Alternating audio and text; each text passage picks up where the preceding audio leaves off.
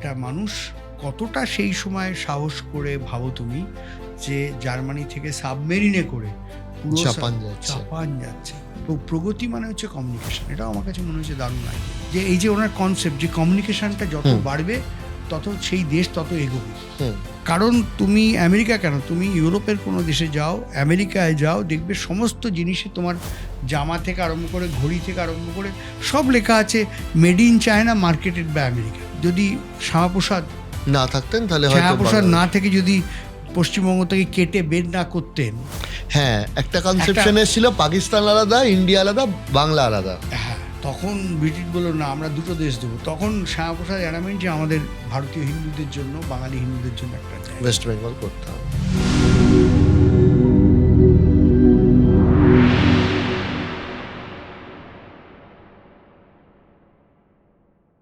নেতাজি সুভাষচন্দ্র বোস হচ্ছেন স্বামী বিবেকানন্দের একজন গ্রেট ফলোয়ার।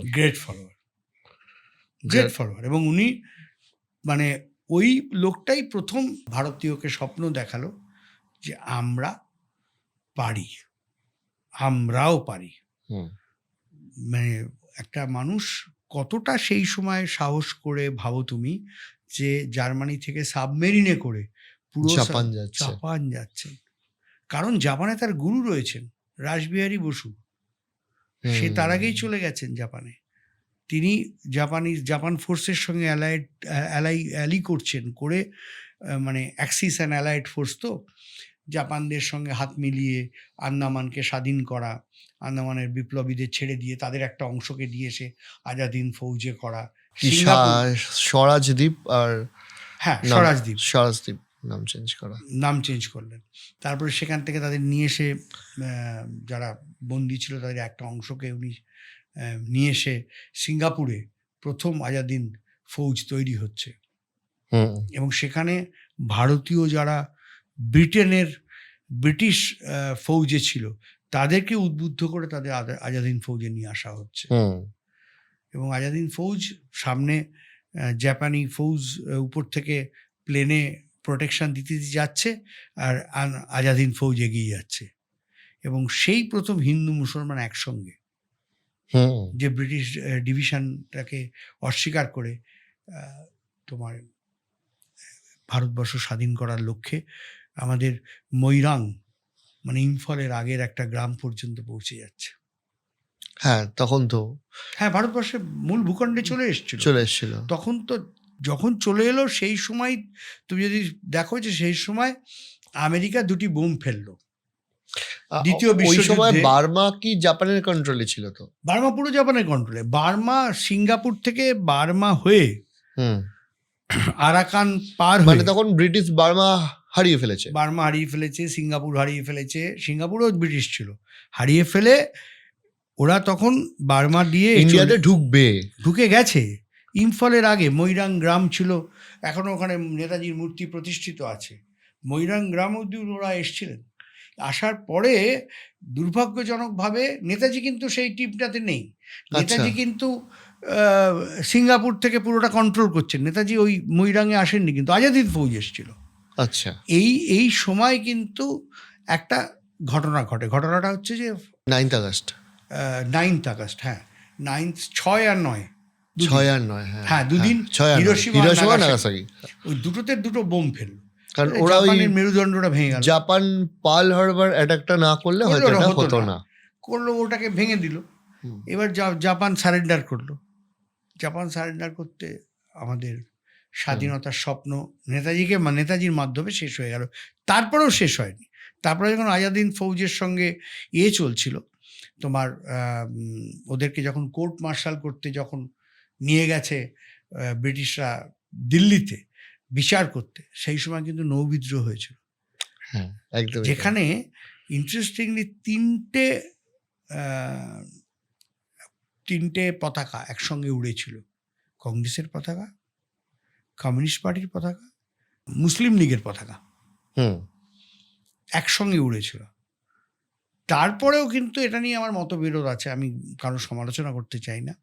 তারপরেও কিন্তু এই মুসলিম লীগের সঙ্গে কংগ্রেসের মেলানোর কোনো সদিচ্ছা আমরা দেখতে পাই না ইতিহাসে। গান্ধী ফ্রাস্ট্রেট হয়ে গিয়ে নোয়াখালীতে দাঙ্গা, গেছিলেন, ছিলেন ওখানে। নোয়াখালীর ভয়ঙ্কর দাঙ্গা, একটার পর একটা দাঙ্গা হচ্ছে। কলকাতায় the great Calcutta killing Killings।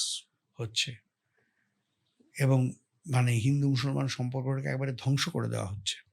হুম সেইটা কিন্তু কারণ জওহরলাল নেহরু বলছেন, আরে বাপুজি আপনি কতদিন এই হিন্দু মুসলমানের প্রীতি দেখাবেন, আমার তো বয়স হয়ে যাচ্ছে, কবে চেয়ারে বসবো। এটা নিয়েও একটা আলাদা এপিসোড, যে কেন আমরা ভাগ হলাম। ভাগ হলাম, আবার অনেকে বলবেন ভাগ হলাম বলেই বেঁচে গেলাম, না ভাগ হলাম, যদি না ভাগ হতো তাহলে বাংলা, তখন অবিভক্ত বাংলাদেশ, যেটাতে তোমার সোহরাবর্দী প্রধানমন্ত্রী হয়েছিলেন, যে সময় ক্যালকাটা কিলিং হয়, সেই সময় টোটাল 58% ছিল মুসলিম আর 42% ছিল হিন্দু, অবিভক্ত বঙ্গদেশ। এখানে একটা ইন্টারপ্রিটেশন আছে, আমরা তো সেই সময় দেখিনি, ইন্টারপ্রিটেশন আছে যে এটা যদি শ্যামাপ্রসাদ না থাকতেন, তাহলে শ্যামাপ্রসাদ না থেকে যদি পশ্চিমবঙ্গ থেকে কেটে বের না করতেন, ওই যে চাপ সৃষ্টি করা হয়েছিল, কারণ শরৎ বসু নেতাজির দাদা বলেছিলেন যে না, ওটা আমরা আলাদা ইন্ডিপেন্ডেন্ট বাংলা চাই। হ্যাঁ, একটা কনসেপশন ছিল পাকিস্তান আলাদা, ইন্ডিয়া আলাদা, বাংলা আলাদা। হ্যাঁ, তখন ব্রিটিশ বলল না, আমরা দুটো দেশ দেবো। তখন শ্যামাপ্রসাদ জানাবেন যে আমাদের ভারতীয় হিন্দুদের জন্য, বাঙালি হিন্দুদের জন্য একটা জায়গা ওয়েস্ট বেঙ্গল করতে হবে। এই ইতিহাসটা না, মানে তুমি যত পড়বে তোমার মনে হবে যে আলাদা আলাদা, হ্যাঁ, আলাদা আলাদা ইন্টারপ্রিটেশন, এবং প্রত্যেকটা ইন্টারপ্রিটেশনই যুক্তি আছে। আপনাকে একটা জিনিস জিজ্ঞাসা করবো, যে যদি আপনাকে জিজ্ঞাসা করা হয় গোটা পৃথিবীর বুকে বাঙালিকে রিপ্রেজেন্ট করে এইরকম 3-4 জন মানুষ, ডেফিনেটলি তার মধ্যে রবীন্দ্রনাথ থাকছেন, সুভাষচন্দ্র বসু থাকছেন, বিবেকানন্দ থাকছেন, এর বাইরেও আমি বলছি সত্যজিৎ রায়, উদয় শঙ্কর, পিসি সরকার, বাঙালিকে যাদের নামে পৃথিবী চেনে। আমি বিদেশে অনেকবার গেছি, বিদেশে গিয়ে আমি দেখেছি যে এই কয়েকটা নামকেই চেনে। আপনার সাথে সাক্ষাৎ হওয়া গ্রেটেস্ট বাঙালি আপনার কি মনে হয়? খুব বিতর্কিত বিষয়। আমি বহু মানে আমার গ্রেটেস্ট বাঙালি তো খুব একটা পাইনি।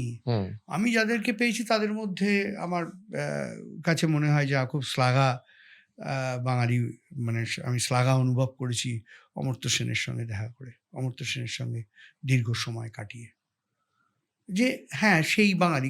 এখন তো উনি অথর্ব হয়ে গেছেন, মানে আমি বলছি 2012-13 উনি নোবেল প্রাইজ পাওয়ার পরে ইকোনমিক্সে আমরা শান্তিনিকেতন গিয়ে আমার একটা দীর্ঘ আড্ডা বেড়েছিল। আচ্ছা, এই মিড ডে মিলের কনসেপশনটা কি ওনার আইডিয়া থেকে এসেছিল? হ্যাঁ, প্রতিচি ট্রাস্টের আইডিয়া। আচ্ছা। এবং ওনার আরেকটা আইডিয়াও সাংঘাতিক, যে মানে প্রগতি মানে হচ্ছে কমিউনিকেশন। এটাও আমার কাছে মনে হচ্ছে দারুণ আইডিয়া, যে এই যে ওনার কনসেপ্ট, যে কমিউনিকেশনটা যত বাড়বে তত সেই দেশ তত এগোবে। ধরো দুর্গাপুরে একটা ডিমের ফ্যাক্টরি রয়েছে, সেই ডিমটা কলকাতায় 1-1.5 ঘন্টার মধ্যে না পৌঁছলে ডিমটা নষ্ট হয়ে যাবে বা মাছ নষ্ট হয়ে যাবে। তো যত কমিউনিকেশন ভালো থাকবে তত তো ওই দুর্ভিক্ষকে এড়ানো যাবে, তাই না? দুর্ভিক্ষ হয় কখন? যে এক জায়গায় একটা খাবার রয়েছে, আরেকটা জায়গায় খাবারটা পৌঁছে, সেই জায়গাটাতেই আমাদের থেকে আমরা আজকের ডেটের ইকোনমিক্সে বুঝতে পারি যে কেন চীন আমাদের থেকে এগিয়ে গেছে, এবং এখন ওরা কমিউনিকেশন করে যাচ্ছে। তুমি লক্ষ্য করে দেখো, করে যাচ্ছে, they still doing it. Tibetan, Indo Tibetan ওই পাশ দিয়ে একটা বিরাট রাস্তা বানাচ্ছে আমাদের মাথার উপর দিয়ে।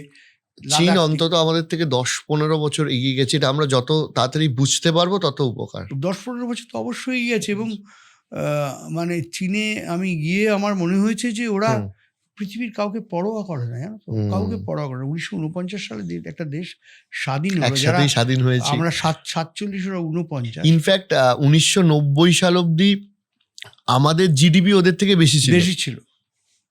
তারপরে ওরা কি করলো, ওই বাজার অর্থনীতির সঙ্গে এত সুন্দরভাবে কমিউনিজম, মানে আমাদের সোশ্যালিজমকে, আমরা কমিউনিজম বলবো না, সোশ্যালিজম, সমাজতন্ত্রটাকে ওরা বাজার অর্থনীতির মধ্যে এনে ফেললো।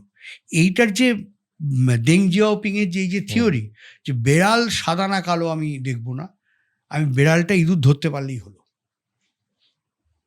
সেটা কিন্তু চীনকে বিরাট এগিয়ে দিয়ে। আর একটা অ্যাডভান্টেজ ওরা পেয়ে গেছে কোথাও গিয়ে, আলটিমেটলি তো আমেরিকান কোম্পানিগুলোই ওদেরকে বড়লোক করেছে। বড়লোক করেছে তো, হ্যাঁ, ওখানেই বসে আছে। আমেরিকা দেখে নিয়েছে আরেকটা দেশকে বড়লোক করলে কি হয়, ফলে ইন্ডিয়া যে পাথটা ফলো করছে রাস্তাটা অত সোজা হবে না, কারণ না, আমেরিকা ভয় পাচ্ছে জানে তো। এখন যার একটা কি হয়, যে কারণে আজকে এতগুলো ট্যারিফ বা ইত্যাদি এগুলো এরা বসাচ্ছে চালাচ্ছে। এবং ভারত চীনের দিকে হেলছে, হুম, রাশিয়ার দিকে হেলছে, কেননা তো বুঝে গেছে যে আমি ওই চীনের, কারণ তুমি আমেরিকা কেন, তুমি ইউরোপের কোনো দেশে যাও, আমেরিকায় যাও, দেখবে সমস্ত জিনিসে তোমার জামা থেকে আরম্ভ করে, ঘড়ি থেকে আরম্ভ করে সব লেখা আছে made in China, marketed by America. হুম, এমনকি নিউ ইয়র্কে প্রথমবারে আমরা গেছিলাম গ্রেহাউন্ড বাসে, ওদের মানে রাষ্ট্রীয় বাস আর কি, আমাদের যেরকম স্টেট বাস, সমস্ত আমেরিকার, পুরো আমেরিকা মানে ইউএসকে জুড়ে রেখেছে। পরের বারে গিয়ে দেখলাম যে গ্রেহাউন্ড ঝিমোচ্ছে, সেখানে একটা চাইনিজ কোম্পানি, নামটা আমার মনে নেই, বসে আছে। গ্রেহাউন্ড যে ভাড়াতে নিয়ে যাচ্ছে তার থেকে অন্তত $10 থেকে $15 কম, এবং তার সঙ্গে খাবারও দেবে। ও ঝিমোচ্ছে, অথচ ওই কোম্পানিটা আমেরিকায় বসে আমেরিকার রোড ট্যাক্স দিচ্ছে, আমেরিকার সমস্ত ট্যাক্স দিয়ে ওই সস্তায় নিয়ে যাচ্ছে। আমি তো প্রথমবারে, সেকেন্ডবারে আমি যখন আমেরিকায় গেলাম আমি সাহস পেলাম না, যে মাল তো চাইনিজ, মাঝ রাস্তায় যদি অ্যাক্সিডেন্ট। তারপরে দেখলাম আমাকে আমাদের বন্ধু গৌতম বলো, তুমি বেকার এই করছো, গ্রেহাউন্ড একদম ধসে গেছে, তুমি ওটাতেই ওঠো। এই যে গত 23 সালে যখন গেলাম তখন চাইনিজ বাসে গেলাম, বিউটিফুল সিস্টেম, ভেতরে পেছনে বাথরুম টাথরুম, সে গ্রেহাউন্ডের থেকে অনেক বেটার, ভেতরে সুন্দর মিউজিক বাজছে, তোমাকে খাবার দিচ্ছে, কেন আমি যাব? তো আমেরিকা তো হাড়ে হাড়ে বুঝে গেছে, ওদের দেশে বসে ওদের ঘাড়ের উপর দিয়ে ওরা ব্যবসা ওই করে। একটাই সমস্যা ভারতবর্ষের কাছে আছে, যে আগামী 15-20 বছর আর একটা সমস্যাও আছে, সেটা হচ্ছে যে চীন যেটাকে আটকেছে, আমরা আমাদের তরুণ প্রজন্মকে কি কাজে লাগাতে পারছি? আমাদের এই যে বিশাল পপুলেশন প্রত্যেক দিন বেড়ে চলেছে, অশিক্ষা এবং কুশিক্ষা, এর থেকে কি আমরা বের করে আনতে পারছি? প্ল্যানিং নেই। আমরা যারা বেরিয়ে এসছি বা আমাদের পরের প্রজন্ম বেরিয়ে আসছে, তারা তারপরের প্রজন্মকে নিয়ে যাবে। কিন্তু যারা ধরো একটা গ্রামের, প্রত্যন্ত গ্রামে, বিহারের প্রত্যন্ত, আমি পশ্চিমবঙ্গ বলছি না, বিহারের প্রত্যন্ত গ্রামের দোসাদ মানে অচ্ছুত দলিতদের ফ্যামিলিতে জন্মেছে, তাকে তো কোনোদিন লেখাপড়া শেখানোর কথা জগজীবন রামের মেয়েও ভাবেনি, ও নিজেও বেরিয়ে এসছে।